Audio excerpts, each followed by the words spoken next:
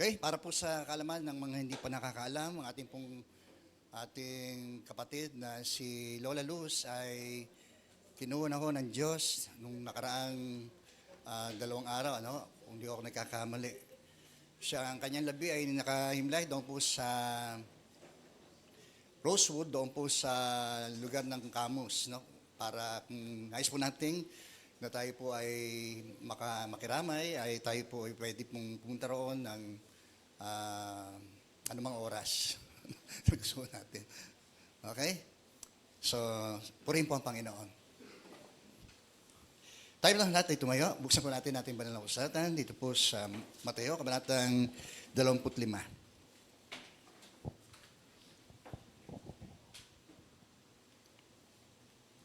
Matthew chapter 25, verse 14.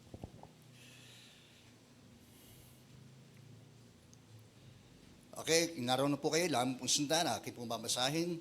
Ang paghahari ng Diyos ay may tutulad sa isang taong maglalakbay, kaya tinawag niya ang kanyang mga tauhan at pinagkatiwala sa kanila ang kanyang ari-arian. Binigyan niya ang salaping ginto ang bawat isa ayon sa kanilang kakayanan.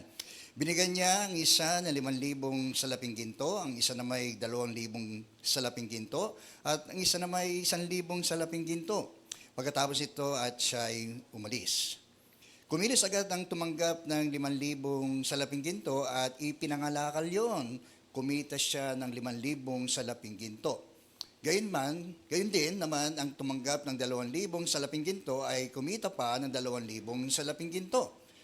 Ngunit ang tumanggap ng 1,000 salaping ginto ay humukay sa lupa at tinago ang salaping ginto na kanyang Panginoon. Pagkaraan ng mahabang panahon, bumalik ang Panginoon ng mga tauhang iyon at sila ay pinag-uulat. Lumapit ang tumanggap ng 5,000 salaping ginto at sinabi, Panginoon, ito po ang 5,000 salaping ginto na iniwan ninyo sa akin. Ito naman po ang 5,000 salaping ginto na tinubo nito. Sinabi sa kanya ng Panginoon, magaling, tapat at mabuting lingkod, halika at samahan mo ako sa aking kagalakan. Naging tapat ka sa kaunting halaga, kaya gagawin kitang tagapamahala ng malaking halaga. Lumapit din ang tumanggap ng 2,000 salaping ginto at ang sabi, Panginoon, ito po ang iniwan ninyo sa aking 2,000 salaping ginto. Ito naman po ang 2,000 salaping ginto na tinubo nito. Sinabi ng kanyang Panginoon, magaling at tapat, mabuting lingkod, naging tapat ka sa kaunting halaga, kaya't pamamalain kita sa malaking halaga. Samahan mo ko sa aking kagalakan. Lumapit naman ang tumanggap ng 1,000 salaping ginto at sinabi, alam pong kayo'y maigpit at pinipitas ninyo ang mga bunga ng hindi nyo itinanim at inaani ninyo ang hindi nyo inihasik. Natakot po ako, kaya't ibinaon ko sa lupa ang iyong salaping ginto. Heto po ang iyong salapi.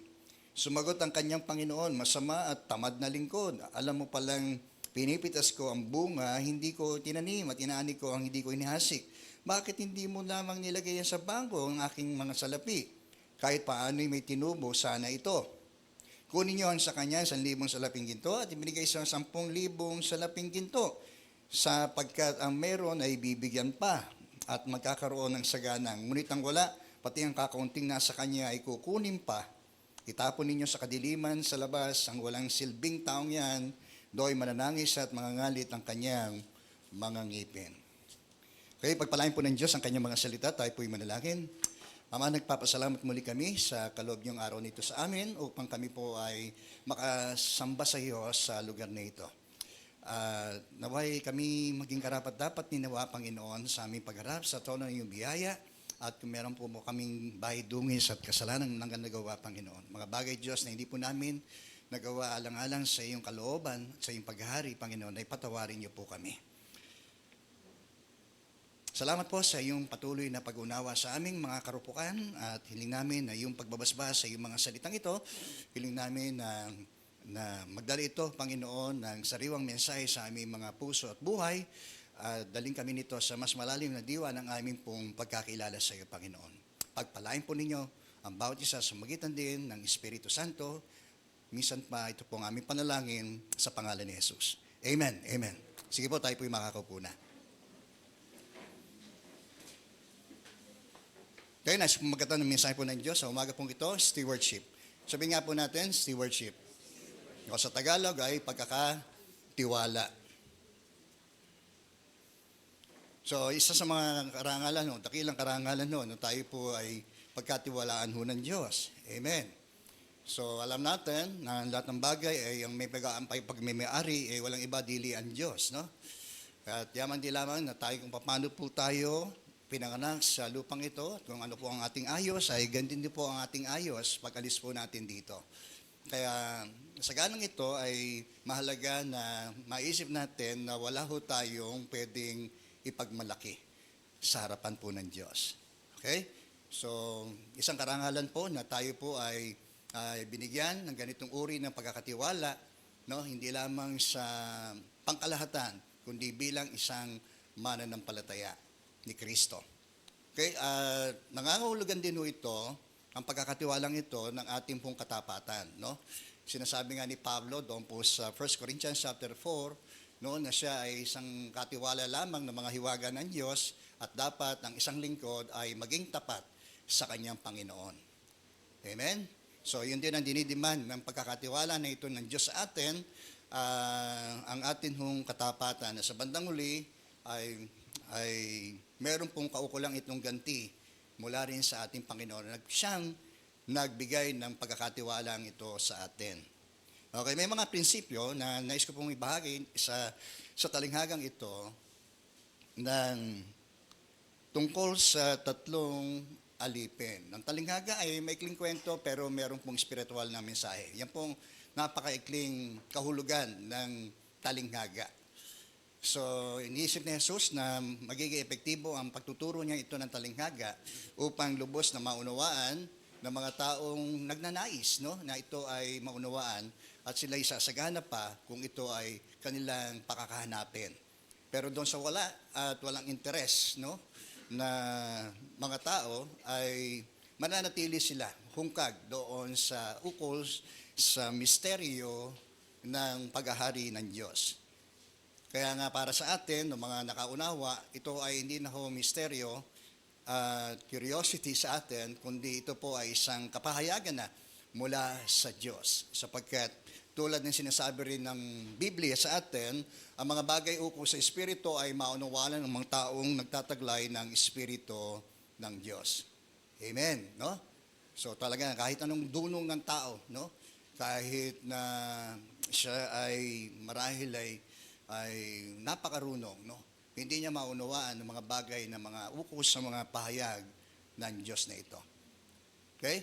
Kung hindi nabuksan ang kanyang buhay, espiritu, no, ay mananatiling hungkag, gaano man katalino at karunong ang tao. Okay? Kaya nga pinahayag niya ito sa mga mangmang para hiyain yung mga itinuturing ng mga matatalino sa mundong ito. Amen. No? Yung mga dinadakila sa mundo to, at pinili niya yung mga tinuturing ng sanlibutan ng mga hamak upang hiyain yung mga dinadakila sa sanlibutan. Okay? Purin po ang Panginoon.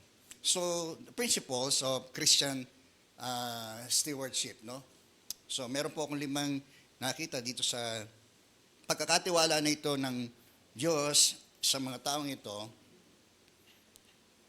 Okay? Sunod natin.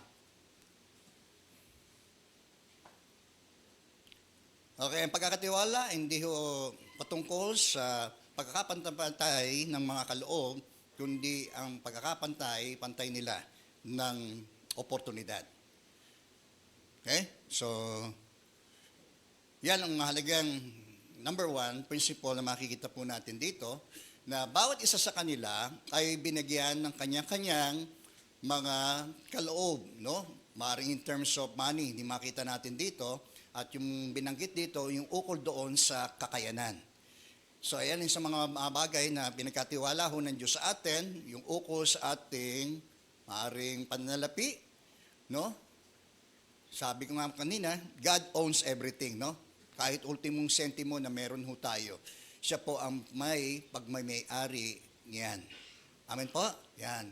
So, para hindi tayo maakin nito sa pagmamalaki, gaano man kalaki ang atin mga salapi ay para maiwas ho tayo sa kapalaluan. Na kung ating i-acknowledge na lahat ng bagay sa mundong ito ay may pagmamayari, walang dili ba kundi ang Diyos. No? God is the owner, tayo po ang manager. Sabi mo sa katabi mo, manager ka. Pero ang Diyos ang may-ari, ha? Manager lang tayo. Kung paano rin, minanage natin ang ating buhay sa iba't ibang aspeto na ito, ay doon tayo magsusulit sa bandang huli. Okay? So, mahalaga yung kilalanin natin na tayo lamang ay mga katiwala ng Diyos ng kanyang mga kayamanan, ng kanyang mga kaloob, even yung ating mga authority, posisyon na binigay sa atin, it was just a delegated authority. Okay? Mahalaga na i-acknowledge natin yon. Ano man ang taas natin sa lipunan o sa ating kumpanya o sa anong bagay na meron tayong posisyon, kilalanin natin na merong higit, no, na may otoridad at kapangyarihan kaysa sa atin. Amen po? At yun ay walang hindi ba, kundi ang Panginoon. So dito nakita natin, merong mga pinagkalooban ng 5,000. Yung dalawa ay, yung isa ay 5,000, isa ay 2,000, at yung isa naman ay 1,000 lamang. Pero lahat ay binigyan ng pagkakataon ng Diyos, no? Although iba-iba sila, no, dahil binatay yon ayon sa kanilang kakayanan. Amen. So tayo, meron tayong mga tinatawag na mga natural gifts, no? Bawat isa ay meron pong natural na mga kakayanan. Sa ganang ating mga mananampalataya, meron din tayong tinatawag na mga spiritual gifts, no? Na ang purpose ng spiritual gifts natin yan ay para sa ikatatatag ng katawan ng Panginoon, no? That's a primary purpose of giving gifts sa atin, mga spiritual gifts na binibigay ng Diyos sa atin. Amen po?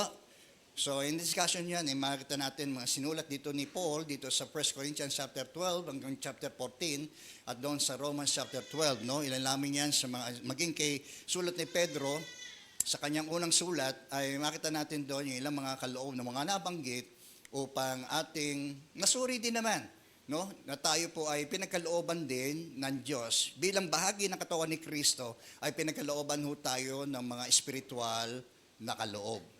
Okay? So, bawat kakayanang yan ay dapat mag-complement sa bawat isa. No? Hindi ito maging dapat na maging kompetisyon. Mas magaling siya, mahina yung isa. Hindi ho dapat ganoon. Amen po ba? So, dapat nagko-complement tayo sa bawat isa. No? For the purpose of edifying the church. No? At yung pinakapangunahing lahin po nito, kung bakit po tayo binigyan ng mga kaloob na ito, ay upang luwalhatiin natin ang Diyos. No? Not for our own glory, no? Okay? So ito yung danger, no? Kapag katulad nung nangyayari sa mga taga-Korinto, at pinagwikaan nga ho sila ni Paul, na ukol doon sa mga kaloob na yon na ibinigay ho ng Diyos sa kanila, na tila parang hindi nanggaling sa Diyos ang mga kaloob na yon, kundi parang galing na lang sa kanila. No? At yun know, nakakalungkot, no? Na ang paggamit ng spiritual ng kaloob ay naging pagmamalabis sa mga mananampalatayang ito. Dahil sa halip, no, na i-acknowledge nila na yung mga kaloob na yun ay galing sa Diyos at dapat nilang pamahalaan at gamitin, no, ayon din sa kakayanan binigay ng Diyos sa kanila, no, na may pagpapahalaga sa pagluwalhati nila sa Diyos at doon sa ikatatatag ng katawan ni Kristo. So namali sila ng layunin. Nalihis sila, no? Doon sa tampanging layon ng Diyos kung bakit ang bawat isa ay binigyan nitong mga espiritual na mga kaloob na ito. Okay? So, napakahalaga sa atin, natuklasin natin, no? Ano ba to, Pastor? Maaring tayo bago, no? Maaari tayo malito dito ukol dito sa mga espiritual na kaloob na ito na binabahagi ng Diyos sa atin upang magamit natin sa paglilingkod. Okay?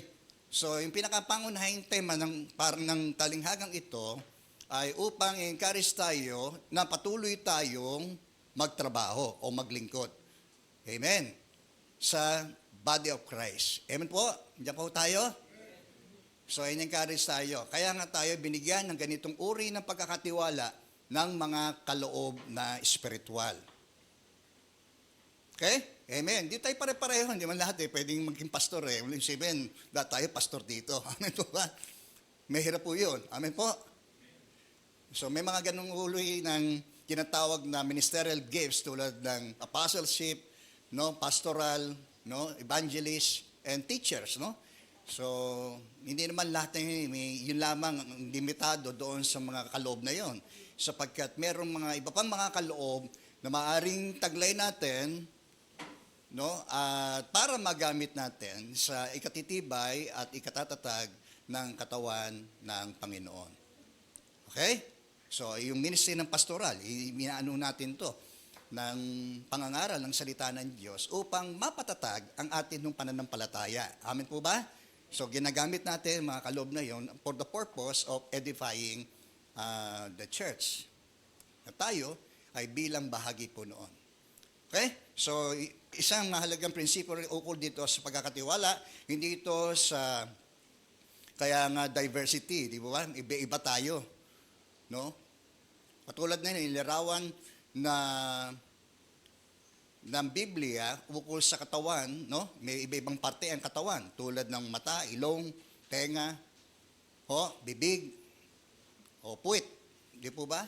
O sari-sari ang namang bahagi ng ating pong katawan, pero may mga sariling mga function po yan. Amen po? Amen. Nandiyan po tayo para doon lang sa ganong maliwanag na pagsasalarawan sa atin, sa ukol sa ating mga kaloob, no? Maaring hindi ka tenga, pero may sarili kang function o gawain, gampanin. Sapagkat ang tenga, hindi naman pwede makahinga yan. Sige nga po, huminga kayo sa tenga, takpan niyo yung ilong niyo. Di ba? Hindi, pwede yun. Amen. Diyan po tayo. So, ang mata ay ganun din, no? Hindi siya pwedeng makarinig, no? Sapagkat ang tanging function niya ay magbigay ng sight. Amen po. Yan. Ganun lang po yan. So, ganun din po tayo sa katawan ni Kristo. Ang mahalaga, ang bawat isa, sabi ng Bible, ay pinagkalooban ng mga kaloob. Kaloob o mga kaloob. So, napakahalaga sa ating pagpapatuloy sa buhay pananampalataya, napakahalaga na matuklasan natin ang mga kaloob na ito upang magamit natin sa paglilingkod for the purpose of service. Okay? Amen. Diyan po tayo? Kaya nga may ministry. Pag sinabi nating ministry, service. Okay? Paglilingkod. Within the body of Christ. Pag sinabi nating mission, yun naman ang pagdisilbi natin sa labas. Yung mga taong ating binabahagi na ng salita ng Diyos o ng mabuting balita. Amen po ba? Yung mga kaluluwang ligaw. Amen po. Yun ang ating mission. Ang ministry natin within the body of Christ. Kaya tayo may mga ministry dito. Yung paglilingkod natin sa loob ng iglesia. Amen. Para magkaroon lang tayo ng idea ukol doon sa ano ba yun? Okay, Pastor. But equality of opportunities. No? Yung kagandahan bawat isa binigyan ng pagkakataon ng Diyos para gamitin natin yon. Tingnan niyo po yun. Kung gaano kabuti ang Diyos sa atin. No, ang Diyos pa rin na nagbibigay ng kalayaan para sa atin, gawin yung pinakamabuti, sikapin natin na maganap natin, yung divine responsibility natin na yon ay maganap po natin. Okay? Amen po. Pangalawa. His stewardship is not about control but about trust. Tingnan niyo po yun. Nung pagkatiwalaan nitong kanilang Panginoon, ang mga bawat isa, no, wala na siyang control doon. Amen po? Sapagkat nagtiwala siya doon sa mga tao na yan. Ganon din ang ginagawa ng Diyos sa atin. No? Nasa sa atin na ho yun dahil ang Diyos mismo ang nagbigay ng pagkakatiwala na ito sa bawat isa po sa atin. Okay? Kaya i-manage natin, gamitin natin, ang mga ito, sa unang-una, sa pagluwalhati natin sa Diyos, huwag natin kakalimutan yon. In everything that we do, amen, do it for the glory of God, even in our service. Di ba? But about trust. Tingnan niyo po yun. Tayo pagka sa hotel, di po ba? Pagka yung mga steward doon, di po ba? Hotel steward doon, ay dadalhin yung ating mga bagahe doon sa room natin. Di ba? Pinagkakatiwala natin sa kanila. Kahit alam natin may mahalagang bagay na naroon sa loob ng ating mga bagahe na yun. Amen? Somehow, binibigyan natin sila ng, although maikli lang, pero binibigyan natin yung ating trust sa kanila. Okay? Gayon din ang Diyos sa atin. Gayon ng laki, ng lawak, ng kanyang pagtitiwala ho sa atin. Amen? Hindi tayo nawakan, hindi ho. Maaaring gagabayan niya tayo sa magitan ng Espiritu Santo, pero yung buong pagtitiwala ay ipinagkakatiwala ho ng Diyos sa bawat isa. Purihin po ang Panginoon. Pangatlo, so stewardship is not about saving but about investing. So magkaiba po yun. In using our money, di po ba, marami tayong pwedeng gawin para sa ating po pera. Di po ba? Pwede tayong magbigay. Yan ay isang paraan paggamit natin ng pera. Amen po ba? So in giving, saving, expending, spending, di po ba? Paggasta, o saving and investing. Di po ba? Our money.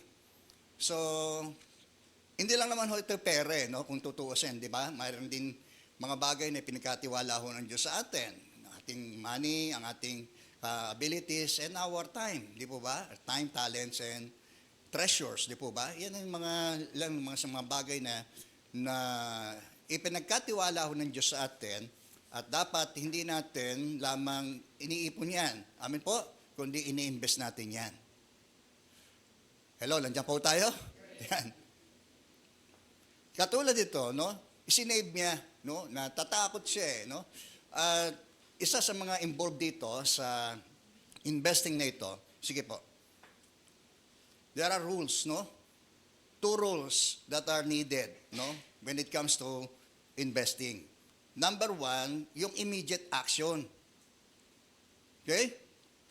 So, gayon din, no? Ang ating pagsisilbi sa kaharian ng Diyos ay hindi natin dapat dinidelay. Amen po? Hindi rin natin pinoprocrastinate, di po ba? No, saka na lang. Saka na lang ako maglilingkod. Dami naman dyan eh. Di ba? Wag din ganun ang ating maging katwiran. Kung tayo nilalagay ng Diyos sa isang na may call of urgency yun, lalo na yung pangaral ng mabuting balita.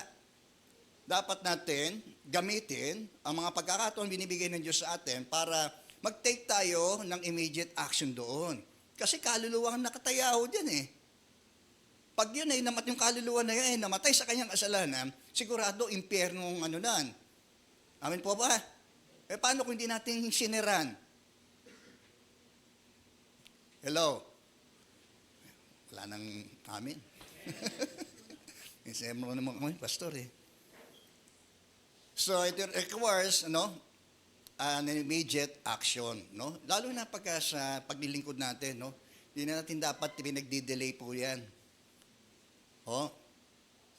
Hindi na natin dapat na nag-aaksaya tayo ng oras at panahon. Pag-aaksaya din ho ng oras 'yan eh.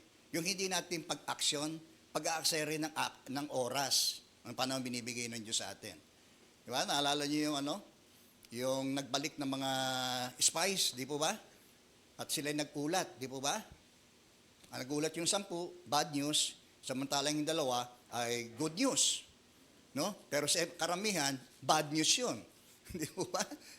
Okay? Ang good news ay binanggit ng 2 magiting na kawal na yun, sabi, hindi na tayo dapat mag-aksaya ng oras. Ibinigay na ng Diyos sa atin yun.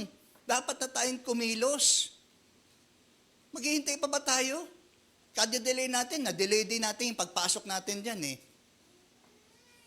Okay? Dahil sa mga takot natin, dahil doon sa mga threat na yan. Hindi tayo makakilos dahil doon sa mga threat na yun. Di ba?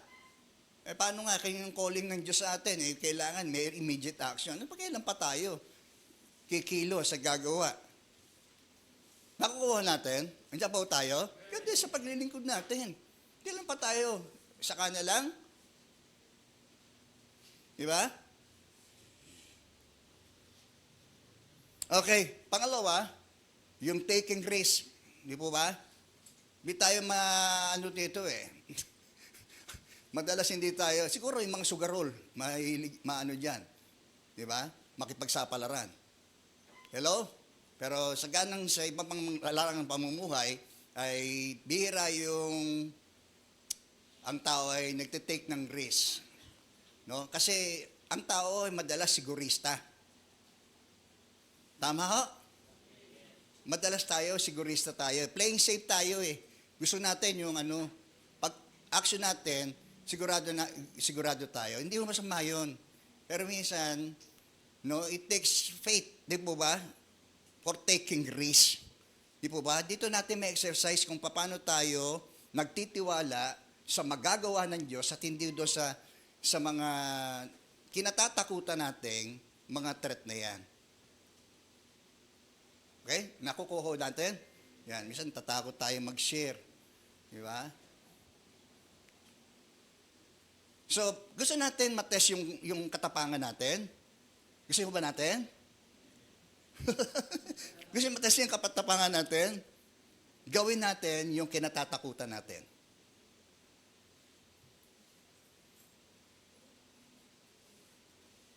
Okay? Hello? Natatakot ka mag-share? Mag-share ka. Ma-overcome mo yung fear mo. Fear of sharing the gospel. Hello? Diyan po tayo?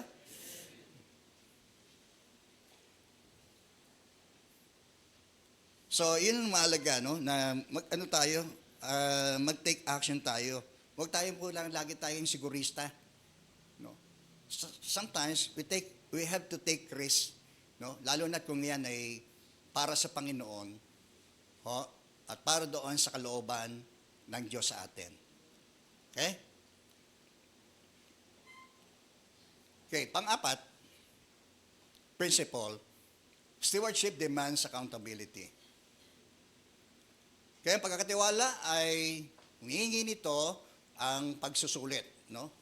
Maraming bagay talagang sinasabi na bawat isa ho sa atin ay harap sa hukuman ni Kristo upang magbigay sulit sa anumang ginawa ho natin, mabuti man o masama, habang tayo puro ay nabubuhay sa daigdig na ito. Naniniwala naman ho tayo ron. Amin po ba? Sa Biblia, marami pong judgment, no, na binabanggit. Meron pong judgments of the nation, ang paghahatol niya sa mga bansa. Meron din pong individual judgment. Meron din pong great white throne judgment. No? Ito yung judgment ng mga unbelievers, no, during the last days, no, na sinasabi roon, at yung pong tinatawag na Bema judgment, ito yung judgments of the believers, no. Bawat isa ay may kaukulang hukuman na tayo po ay harap. Okay, sabi sa 2 Korinto, kabanatang 5, talata 10, bawat isa raw po sa atin bilang mga mananampalataya ay harap sa hukuman ni Kristo. At magbibigay sulit tayo sa bawat atin hong mga ginawa. Mabuti man o masama ang ating niya. If it is good, di po ba? Re-receive tayo ng reward. Amen po? At kung hindi man, no, kung mali ang layunin natin sa ating pagsisikap, sa ating paglilingkod, ay para daw pong dumaan sa apoy. Masusunog. Maliligtas tayo, pero para tayong dumaan sa apoy na nasunog yung mga gantimpalang, nauukol dapat sa atin kung tama ang ating naging layunin sa ating paglilingkod. 1 Corinthians chapter 3. Susubukin ng apoy na ito ang uri ng gawa ng bawat isa sa araw ng paghuhukom. Okay? Amen po? So, ano ba ang maaaring nating maging accountable tayo? Number 1, yung atin hong mga katawan. Sabi nga po natin, katawan. So, sabi sa Bible, sa 1 Corinthians chapter 6, verse 19, ang ating katawan hindi ho para sa immoralidad. Tayong ating mga katawan ay templo espiritual ng Diyos sa atin. Amen po? At anumang ginawa ho natin, anumang pagmamanis ang ginawa ho natin dyan sa ating katawan yan, no? Kung yan ay sinalaula natin, kung yan ay inabuso natin, ipagbibigay sulit pa rin ho natin yan sa Diyos. Amen po? Okay, ano pa? Ang ating pagsasalita. Sabi nga natin, salita. Sabi, sa uling panahon, no, pananagutan ng tao ang bawat salita na lumibig, na lumabas sa kanya, mabuti man o masama ang kanyang mga sinabi o sinalita. Matthew chapter 12, verse 36. Amen. Amen. Kaya ingatan natin ang ating mga sinasabi. Di ba? Huwag tayong mahatol, huwag tayong mag-criticize, no? Na yung kini-criticize natin, nakatalikod sa atin. Di ba? Pag nakatalikod sa atin, kung ano-ano sinasabi natin. Oh, hello, huwag tayong ganun. Lahat naman tayo may pagkukulang. Amin po ba? Kaya nga sabi ni Jesus, huwag kang humatol nang hindi kahatulan. Do not judge, do not criticize, do not condemn. Okay? Ganda po yun. Wala po tayo? Sumunod ay yung ating mga kakayanan. Luke chapter 16 verse 10, no? Although mayroong koneksyon itong dalawang talinghagang ito, pero gayon pa man, no, may ukol doon sa mga kakayanang ibinigay ho ng Diyos sa atin. Okay? Kaya tayo may mga natural ability ho tayo. Iba rito siguro magaling magmekaniko. Di ba? Pero yung mga natural gift natin yan, giftings natin yan, pwede natin magamit yan sa paglilingkod natin sa Diyos. O kung may halimbawa, may service po on church, di po ba? Gamitin natin yung ating mga natural gift na yan para ipagsilbi natin sa Panginoon. Even our natural gifts can glorify our Lord. Amen po? Yun ho yun eh. Basta ginagawa mo, anumang kakayanan mong natural para sa kaluwalhatian ng Diyos, okay? We are doing it for the glory of God. For His purpose. Amen. Napakaganda ho nun. Amen. Lalo na yung mga spiritual na kaloob na ibinigay ng Diyos sa atin upang magamit po natin sa ikatitibay ng katawan ni Kristo. Meron pa ba? At sabi roon, our time. Okay? Kaya nga, redeeming our time. No, sariin natin ang mga oras, panahon na ginugugulo natin. Sabi nga ni Victor Hugo, maikli na ang panahon, lalo pa natin iikli ito dahil sa mga diwastong mga bagay na ginugugol ng ating mga oras sa mga walang kwentang bagay. No, sabi nga niya, in the end, we are time killers. No? Tayo po ang mga pumapatay ng ating mga oras. Okay? So mahalaga na yung bawat pagkakataon, yung isang opportunity, ay meron hong related yun sa tinatawag po nating time. Amen. Time is a gift. Amen. Ang oras at panahon ay kaloob ng Diyos. Ang oras at panahon ay napakabilis dumaan. Bilis. Amen. Naalala ko yung barkada ko kanina nilibing kahapon, no? Siya po ay magbe-birthday sa March 14. Pero binawian ho siya ng buhay last Monday, no? Nung Monday na ito. Okay? Marami akong na time na nag-google din sa kanya sa pagsashare sa kanya ng gospel, no? At meron lang siyang sariling sariling pagkaunawa doon sa patungkol sa kanyang pagkakilala sa Diyos, no? Pero gayon pa man, hindi ko namang ipipilit sa kanya ang mga salita ng Diyos na sineshare ko sa kanya. Pero God, no, ang Diyos ay binigyan siya ng allotted time na mapakinggan niya ang salita ng Diyos, no? Kaya nga merong diing lungkot, no, sa akin sapagkat kung siya ay namatay sa kanyang kasalanan ay tiyak na siya ay napahamak. Okay?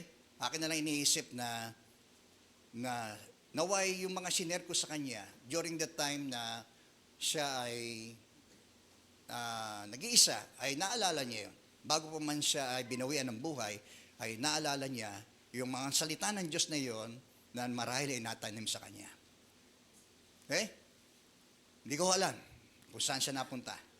Amen. Hindi lang ang pinapalagay ko. Kung siya ay namatay sa kanyang mga kasalanan, tiyak na siya ay napahamak.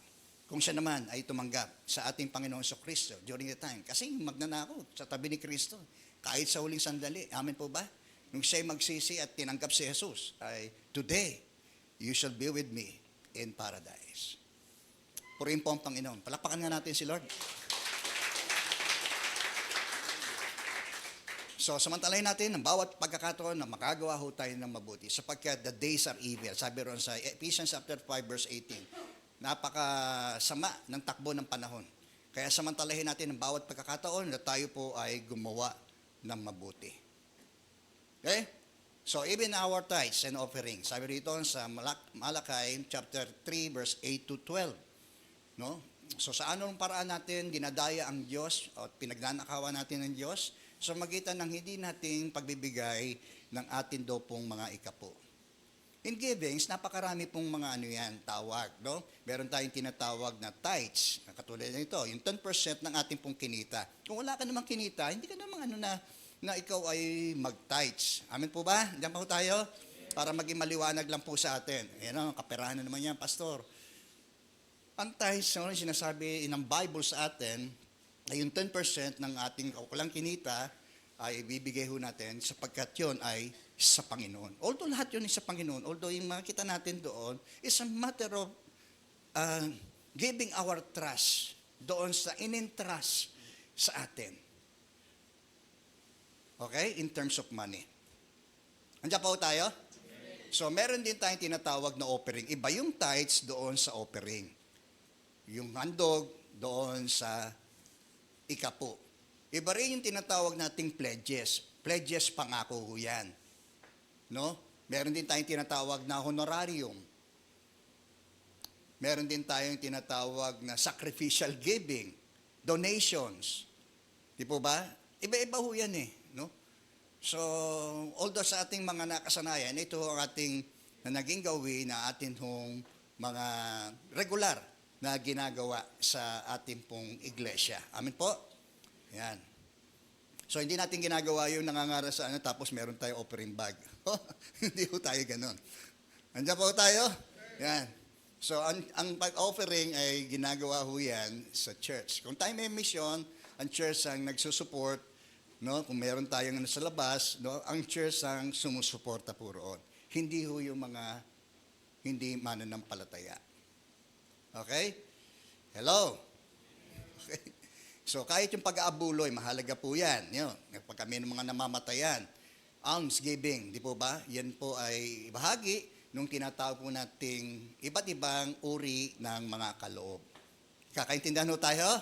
Yan, katulad nung sinasabi ni Paul doon sa mga taga-Macedonians, di po ba? Kahit sila po, although yun ay sacrificial giving ho nila, kasi dumanas din sila ng paghihikahos. Pero sa kabila ng lahat, no, ay sila ay voluntarily na nagbigay ng kanilang abuloy. Tingnan niyo po yun. Kaya din mang sukatan ng kung gaano kalaki ang pera na pwede mong ipagkaloob eh. Eh sila nga hikahos na eh. Nagbigay pa sila. That's what you call sacrificial giving. Amen? Pero anong nangyari? Ang mahalaga no yung nakatulong eh. Nakatulong ka. Nagbigay ka. No, para makatulong sa mga kapatid na mahirap sa Jerusalem. Di ba? So, pinuri niya yun. It was voluntary. Hindi sila pinuwersa. Kami. Magbibigay kami. Kami yung gano'n. Amen? It was anonymous. Kasi wala namang church na doon eh.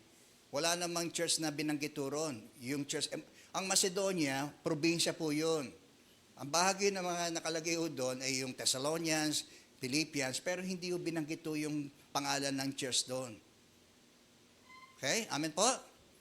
Yan. Tandaan natin, pag tayo nagkakaloob, alalahanin natin tayo nagkakaloob sa Diyos, hindi sa tao. Okay? Tao man, maaring bibigyan natin tulong, pero ang pinakamahalaga nun, kapag binigay natin yon, nagbibigay tayo sa Diyos, hindi sa tao. Kaya ngayon pagtulong sa mahirap, sabi pagpapautang natin sa Panginoon eh. Ang Diyos ang may utang sa atin. Parang gano'n yung sinasabi sa Proverbs. Di po ba? Hello? So, napunta tayo sa giving. Okay? So, it was voluntarily, anonymously, sacrificially. Yun ang napakaganda. No? Sa isang iglesia na pinuri ni Pablo. Hindi dahil sa sila, no? Malaki yung budget nila. Hindi. Hikaos nga sila eh. Pero, they give the very best, no?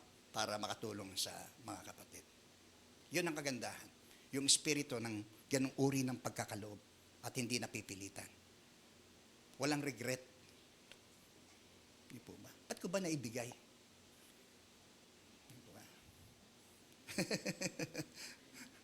Okay? Diyan pa po tayo? Yan. Pag nagbigay tayo sa Panginoon, huwag nyo nang panghinayangan yun. Huwag na natin panghinayangan yun. Okay, pang-5 na tayo, no? So, stewardship, ang pagkakatiwala ay gumagaransya, tiyak ng gantimpala. Sino gusto ng gantimpala? Nakong hina. Sino gusto ng gantimpala? Oh, yan. Tingin nyo nga o yun. So, yun naman ang promise ni Lord, di po ba? No? Minsan tinanong ng mga alagad, Panginoon, tingin nyo po, iniwan namin ng lahat at kami sumunod sa inyo. Ano naman po ang para sa amin? Sabi niya ni Jesus sa kanila, walang taong nag-iwan ng kanyang tahanan, asawa, mga anak, lupain, alang-alang sa akin at sa paghahari ng Diyos, ang di tatanggap na makapupong higit sa buhay na ito, makalupa, at sa buhay na walang hanggan, eternal. Tingnan niyo yan? Tingnan yung katabi niyo. Mukha bang ano yan? Mukha bang napabayaan?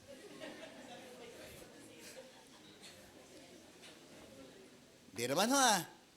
Di ba?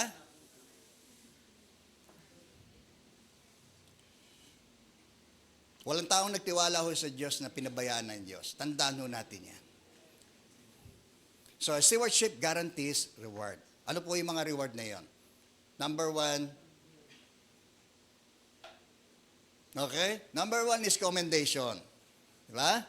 Anong sinabi ng Diyos? Matapos yung mag-present, no, sa kanilang pag-uulat doon sa kanilang Panginoong nagbalik at sila ay pinagsusulit. Panginoon, ito po yung binigay ninyong 5,000 at nagtubo ng 5,000 din. Ano ang sinabi ng Diyos sa kanya? Mabuti at tapat na alipin. Amen. No, gusto niyo ba ng mismo sa Panginoon marinig natin yung mga pangungusap na yon sa ating pagharap sa Kanya? So, dito pa lamang sa lupa, maging tapat tayo at maging mabuti tayong mga katiwala. Amen. So, ano pa? Promotion. Yamang ikaw ay dadaling kita sa mas mataas na kalagayan. Di po ba? Naging tapat ka sa maliit. Pamahalaan kita sa mas malaki. Sa mas mataas. Amen po ba?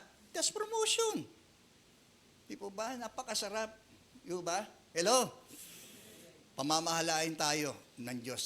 That's kind of promotion ng bibigay ng Diyos sa atin. Kapag tayo ay naging mabuti at tapat na mga servants.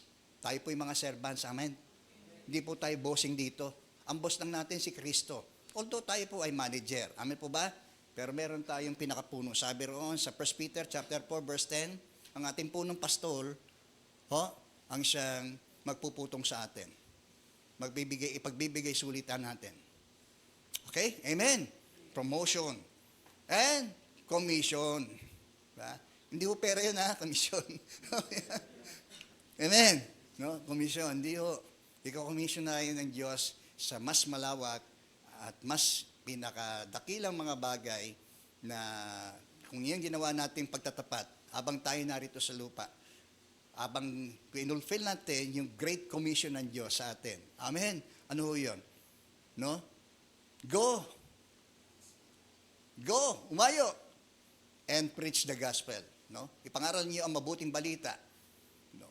Ang mga sasampalataya ay maliligtas, ngunit ang mga hindi ay mapapahamak. No? Sa pangalan ko ay magtataglay kayo ng kapangyarihan. Okay? Kapangyarihan. Yumurak sa kapangyarihan ng kaaway. At ang yumapatungan ng iyong kamay ay gagaling sa lahat ng kanilang karamdaman. Amen. That's our commission. That's our great commission. Gayon din. Iko-commission tayo ng Diyos. Ukol doon sa paghahari ng Diyos, no? Dito, sa Millennium Kingdom of Christ. Purin po ang Panginoon. Napakasarap. Napakasarap. So, regarding yung sa ating pagtatrabaho, kung titingnan natin yung pag-aaral dito ukol dito sa pinupunto na ito, ukol doon sa pagbabalik ng ating Panginoong Jesucristo, dapat mahalaga na tayo po ay maging very watchful. No?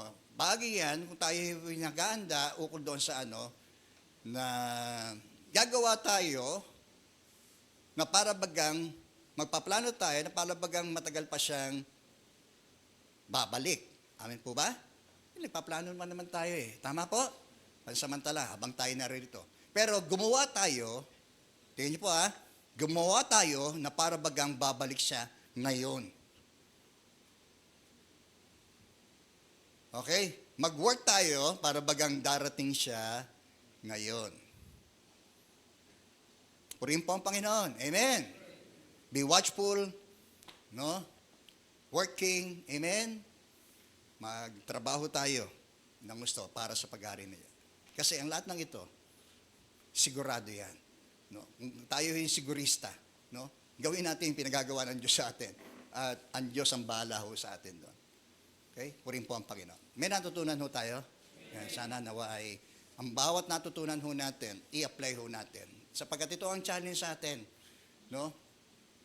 Never will I leave you nor forsake you, yung sinabi ni Kristo. Bago siya umakyat, no, ang sinabi niya sa kanyang mga alagad. No, ako'y kasama ninyo sa lahat ng panahon. Tayo po'y manalangin. Ama, nagpapasalamat po kami sa napakahalagang mga pangungusap na ito mula sa iyong mga salita. At nawa, naging responsive kami, Panginoon, sa iyong mga pangungusap na ito sa amin, Panginoon, personal. At naniniwala kami na yung anumang inyong mga sinabi, Panginoon, ay tiyak na mangyayari po yun. Hindi man sa aming kasalukuyang kinakaharap, Panginoon. Pero alam namin, ang bawat salitang binitawan po niyo ay hindi babalik ng wala pong kabuluhan yan.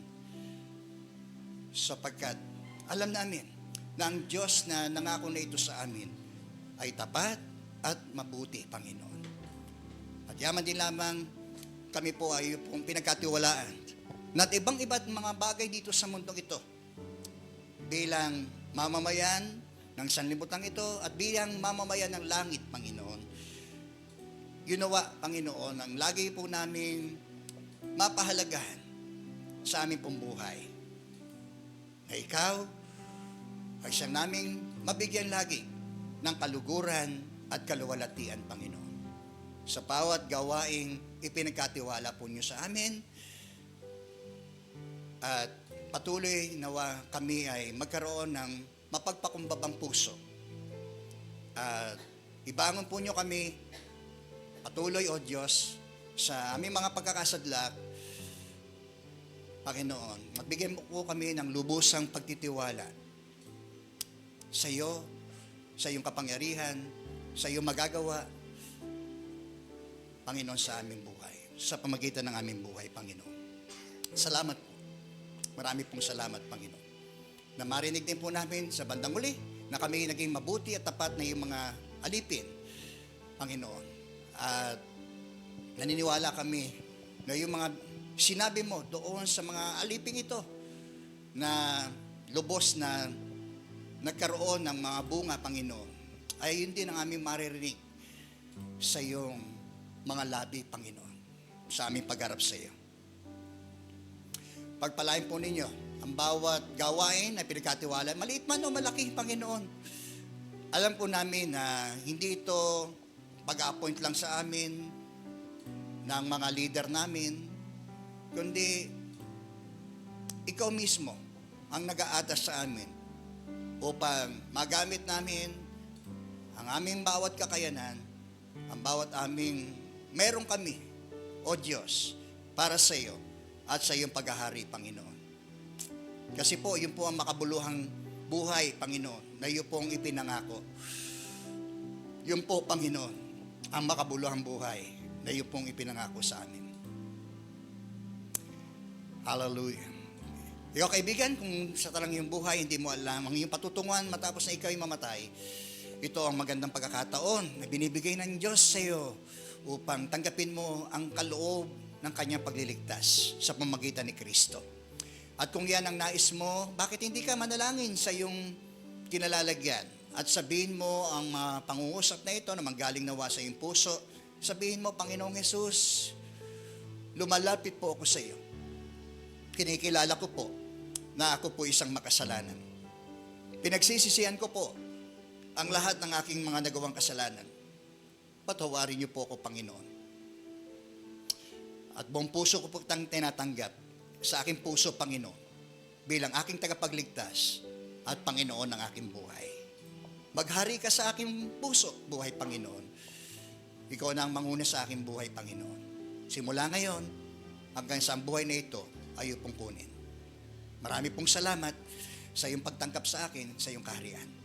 Sa pangalan ni Jesus. Amen. Salamat po aming Ama, sa the rest ng aming pong gawain ito ay sa iyo po namin pinagkakatiwala. Sa iyo namin binabalik ang lahat ng papuri at pasalamat sa ngalan po ni Jesus na aming Panginoon at aming pong tagapagligtas. Amen. Amen.